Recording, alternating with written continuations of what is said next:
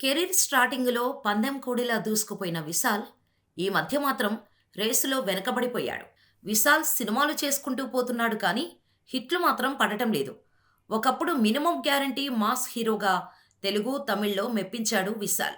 కానీ గత కొంతకాలంగా ప్రేక్షకులను మెప్పించలేకపోతున్నాడు. ఈ మధ్య విశాల్ చేసిన సినిమాల్లో మార్క్ యాంటోనీ మాత్రమే కాస్త పర్వాలేదనిపించింది.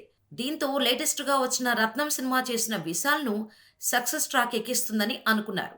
మాస్ డైరెక్టర్ హరి, విశాల్ కాంబోలో హ్యాట్రిక్ మూవీగా 'రత్నం' వచ్చింది. గతంలో వీరిద్దరి కాంబోలో వచ్చిన 'భరణి', 'పూజ' చిత్రాలు మంచి హిట్ అయ్యాయి. దీంతో 'రత్నం'తో హ్యాట్రిక్ హిట్ కొడతారని అనుకున్నారు. కానీ 'రత్నం' కూడా విశాల్‌ను కాపాడలేకపోయింది. ఔట్‌డేటెడ్ కథతో మారీ మెప్పించలేకపోయాడనే టాక్ సొంతం చేసుకుంది.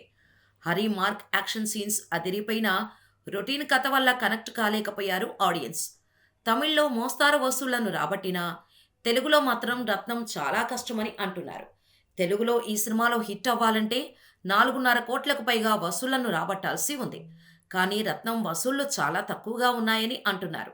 దీంతో తెలుగులో విశాల్ మార్కెట్ పూర్తిగా తగ్గిపోయినట్టేనని కామెంట్స్ వినిపిస్తున్నాయి.